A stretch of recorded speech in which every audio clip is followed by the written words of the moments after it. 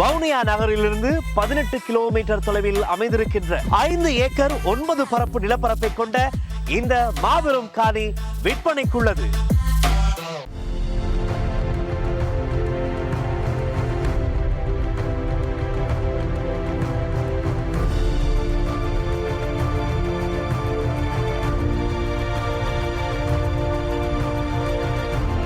வணக்கம்.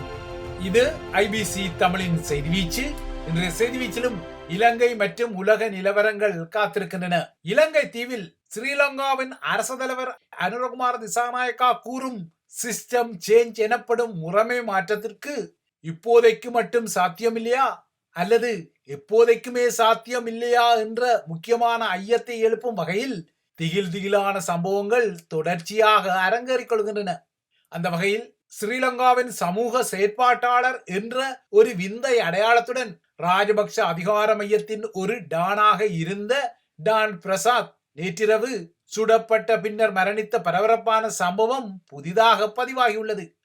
வெல்லம்பட்டி மீதொட்ட முல்ல பகுதியில் லக்சந்த செவன என்ற பெயரில் உள்ள ஆடம்பரமான அடுக்குமாடி குடியிருப்பு ஒன்றில் உள்ள தனது இல்லத்தின் முன்னால் சுடப்பட்ட டான் பிரசாத் பின்னர் மருத்துவமனையில் பலியாகி கொண்டார். டான் பிரசாத்தை மையப்படுத்தி இருக்கும் குழப்பங்கள் போலவே இந்த தாக்குதலில் உடனடியாகவே அவர் பலியாகி கொண்டதான முதற்கட்ட செய்திகளும், அதன் பின்னர் இலை அவர் மரணிக்கவில்லை என்ற செய்தியும், இறுதியில் சிகிச்சை பலனின்றி அவர் கொழும்பு தேசிய வைத்தியசாலையின் அதிதீவிர சிகிச்சை பிரிவில் பலியானதாக மாறி மாறி ஸ்ரீலங்கா காவல்துறையின் குழப்பகரமான செய்திகளும் வெளியாகியிருந்தன.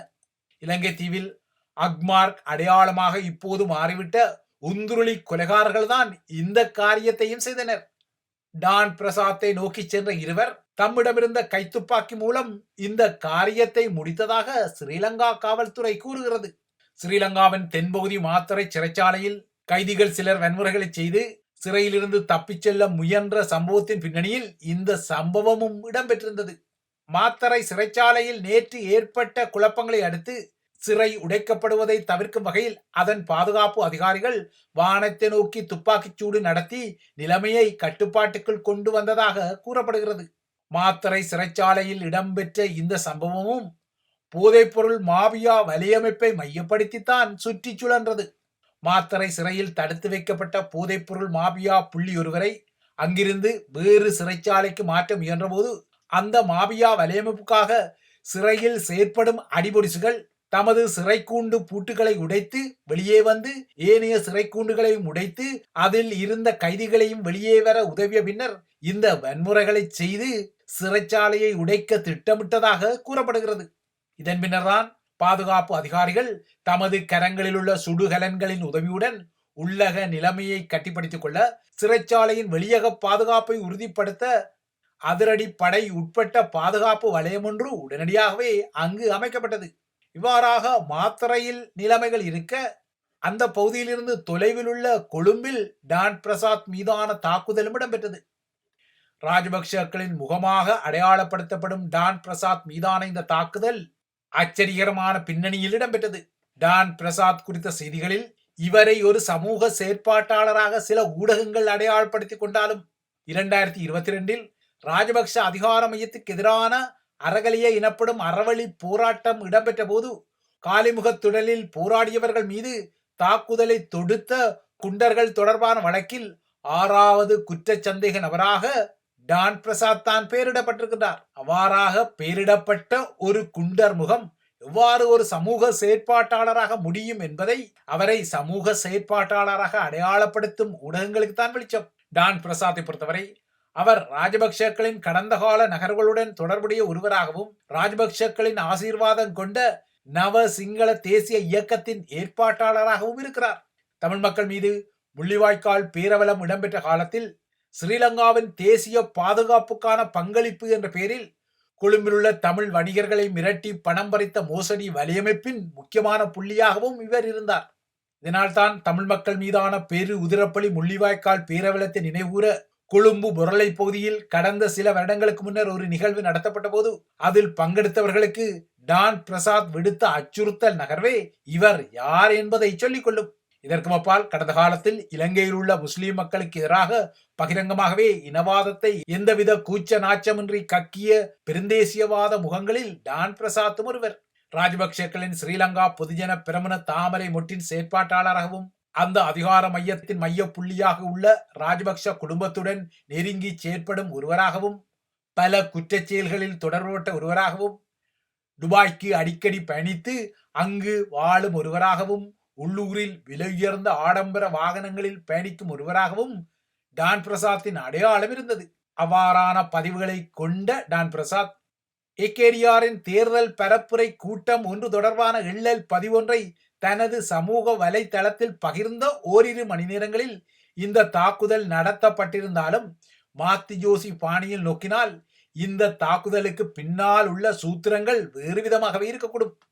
ஏகேடிஆர் அரசாங்கம் எடுத்து வரும் நகர்வுகளின் ஒரு கட்டமாக பிள்ளையானும் அவரது முன்னாள் மிலிட்டரிக்காரர்களும் தூக்கப்பட்டது போல டான் பிரசாத்தும் தூக்கப்பட்டால் அவர் மீது நடத்தப்படக்கூடிய பனிப்பாறை நுனி விசாரணைகளுக்கு பின்னர் வெளிப்படக்கூடிய பாறை தம்மையும் சேர்த்து இழுக்கும் என்ற அச்சத்தால் டான் பிரசாத்தின் எஜமானர்களே இந்த கதை முடிப்பை செய்திருப்பதான கிசுகிசுக்களும் உண்டு.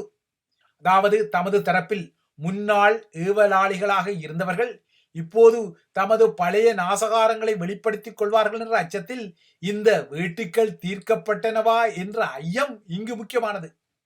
ஏனெனில் பிள்ளையான் தற்போது உள்ளே இருக்கின்றார். அவர் கக்கிக் கொள்ளக்கூடிய சில விடயங்களால் ராஜபக்ஷ முகங்கள் பதற்றப்பட்டுக் கொள்கின்றன. குறிப்பாக உயிர்த்த ஞாயிறு தாக்குதல்களுடன் அவர்களுக்கு இருக்கக்கூடிய கடுமையான மடிக்கணம் இங்கு ஒரு முக்கியமான விடயம்.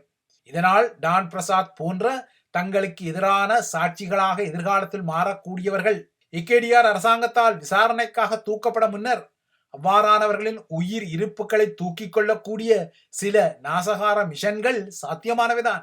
டான் பிரசாத் இப்போது போட்டு தள்ளப்பட்டுள்ளதால் ஒருவேளை தானும் வெளியே வந்தால் தன் மீதும் இவ்வாறான போட்டு தள்ளல்கள் இடம்பெற்று விடுமோ என்ற ஒரு அச்சம் கூட பிள்ளையானுக்கு தற்போது ஏற்படக்கூடும்.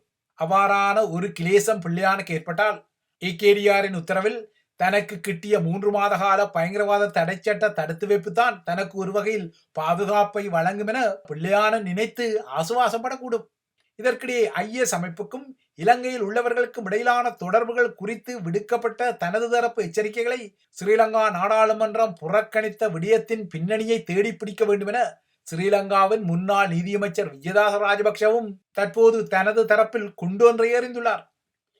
உயிர்த்த ஞாயிறு தாக்குதல் சூத்திரதாரிகள் மற்றும் அதற்குரிய சதித்திட்டங்களை போட்டவர்கள் குறித்து பேசிக்கொள்பவர்கள் 2016ஆம் ஆண்டிலேயே இந்த விடயத்தை தான் நாடாளுமன்றத்தில் அம்பலப்படுத்திக் கொண்டாலும் அப்போதைய ரணில் மைத்திரி ஜெகப்பாலனிய நல்லாட்சி இந்த விடயங்களை புறக்கணித்ததாகவும் தன்னை ஓரங்கட்டியதாகவும் விஜயதாச ராஜபக்சவும் சந்தடி சாக்கில் சிந்து பாடுகிறார். அன்றைய நாட்களில் இலங்கையில் உள்ள 4 முஸ்லிம் செல்வந்த குடும்பங்களைச் சேர்ந்த 32 பேர் IS அமைப்பில் இணைந்தமை குறித்து நாடாளுமன்றத்தில் தான் ஆதாரபூர்வமான தகவல்களை வெளியிட்டுக் கொண்ட போதும் தான் விடுத்த அந்த எச்சரிக்கைக்கு எந்தவித அடிப்படையும் இல்லை என ஸ்ரீலங்காவின் புலனாய்வு தலைகள் அப்போது கூறிக்கொண்டதை ரணிலும் மைத்திரியும் ஏற்றுக்கொண்டதாகவும் குறிப்பிடும் விஜயதாச ராஜபக்ஷ உயிர்த்த ஞாயிறு தாக்குதலில் தொடர்புபட்ட 7 தற்கொலை குண்டுதாரிகளில் 2 தந்தை 2015 பொதுத் தேர்தலில் முக்கியமான கட்சியொன்றால் தேசிய பட்டியலில் இணைக்கப்பட்டதாகவும் குறிப்பிடுகிறார். 2019 தாக்குதல் இடம்பெறுவதற்கு முன்னர் பனாத்தவில்லுவில் வெடிபொருட்கள் கண்டுபிடிக்கப்பட்ட பின்னரும் ஜெகப்பாலனி அரசாங்கம் இந்த பயங்கரவாத சதி குறித்து மௌனம் காத்ததாகவும் விஜயதாச ராஜபக்ஷ குறிப்பிட்ட பின்னணியில் கொழும்பில் டான் பிரசாத் சம்பவம் இடம்பெற்றது. டான் பிரசாத்தை பொறுத்தவரை கடந்த காலத்தில் ராஜபக்சக்கள் சார்பு போலி சிங்கள தேசபக்தியை வெளிப்படுத்திக் கொண்டவர். அவ்வாறான போலி தேசபக்தியின் ஊடாக அவர் செய்த நிதி திரட்டல்களும் அதேபோல தான் பெற்ற கடன்களை திருப்பிச் செலுத்த முடியாமல் அவர் இருக்கும் காரணங்கள் கூட தனிப்பட்ட காரணங்களின் அடிப்படையில் நேற்று அவரது கதையை முடித்திருக்க கூடும் என்ற ஊகங்களின் கதைக்கும் ஒரு வகிவாகம் இருக்கத்தான் செய்கின்றது. தான் சிங்கள பௌத்த மதிப்புகளுக்காக போராடும் ஒருவர் என அடையாளப்படுத்திக் கொண்டே இலங்கையில் உள்ள ஏனைய இனங்களுக்கு டான் பிரசாத் விடுத்த டிஜிட்டல் அச்சுறுத்தல், அதாவது எண்ணியல் அச்சுறுத்தல் முக்கியமானது. குறிப்பாக 2019 உயிர்த்த ஞாயிறு தாக்குதல்கள் இடம்பெற்ற பின்னர் சமூக ஊடகங்களில் அவர் விடுத்துக்கொண்ட தேசத்தை பாதுகாப்பது குறித்த கொட்டொலிகளால் ஆங்காங்கே முஸ்லிம்களுக்கு எதிரான வன்முறைகளும் நாசகாரமாக இடம்பெற்றன.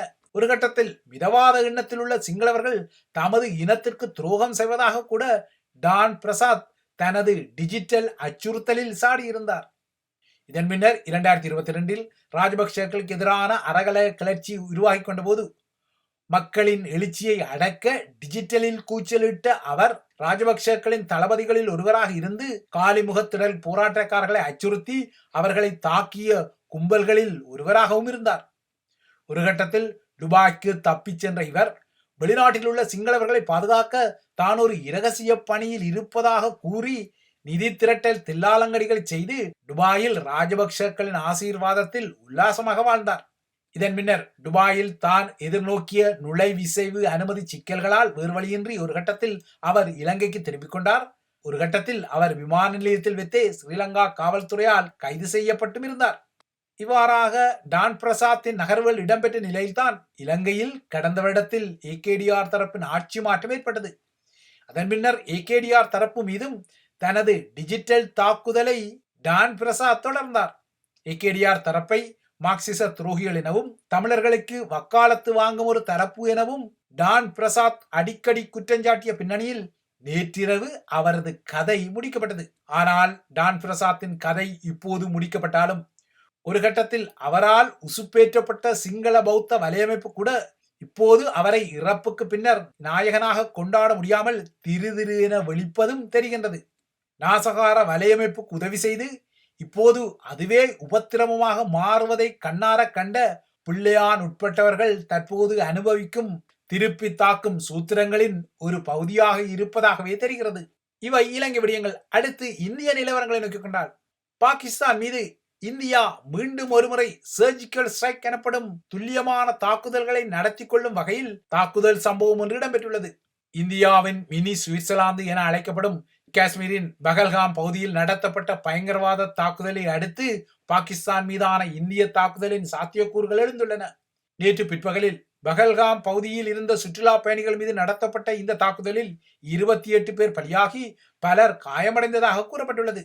இந்த தாக்குதலை அடுத்து தனது சவுதி அரேபிய பயணத்தை சுருக்கிக் கொண்டு இன்று காலை இந்திய பிரதமர் நரேந்திர மோடி டெல்லிக்கு திரும்பி அவசர பாதுகாப்பு மாநாடு ஒன்றை நடத்தியிருக்கிறார்.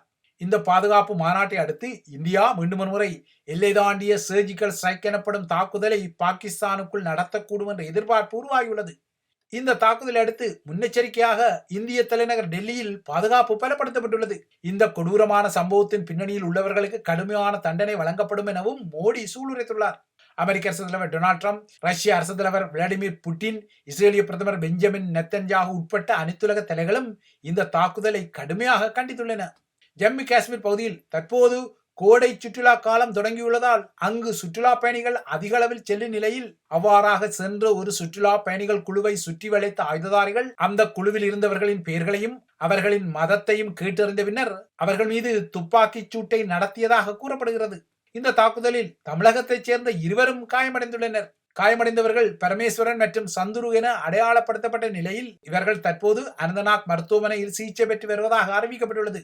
காஷ்மீரின் புல்வாமா பகுதியில் 2019 நடத்தப்பட்ட தாக்குதலில் 47 இந்திய படையினர் பலியான சம்பவத்துக்கு பின்னர் ஆயுததாரிகள் நடத்திய மிகப்பெரிய தாக்குதலாக நேற்றைய தாக்குதல் பதிவாகியுள்ளது.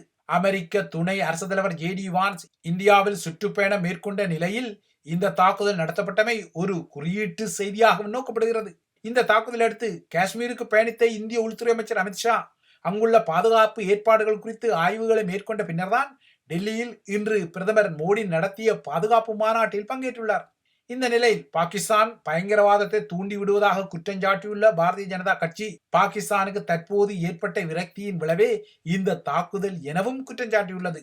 இறுதியாக அமெரிக்க நிலவரங்களை நோக்கிக் கொண்டால் தான் உருவாக்கிய சீனாவுடனான வணிக போருக்கு அடிபணிய மறுத்து சீனா இறுக்கமாக இருப்பதால் அமெரிக்க அரசு தலைவர் டொனால்ட் ட்ரம்ப் சீனாவுடனான தனது இறுக்கமான வரிப்போரில் ஒரு தனிவு நிலை திருப்பத்தை எடுத்துக் கொள்வதற்கான அறிகுறிகளை காட்டியுள்ளார்.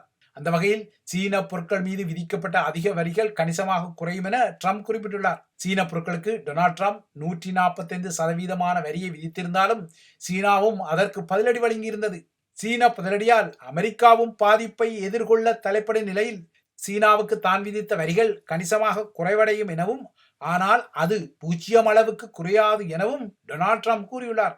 உலகின் 2 பெரிய பொருளாதார நாடுகளான அமெரிக்காவும் சீனாவும் ஒன்றுக்கொன்று உச்ச வரிகளை விதித்துள்ளமை உலக சந்தைகளை தொடர்ந்து முழுக்கியுள்ளது.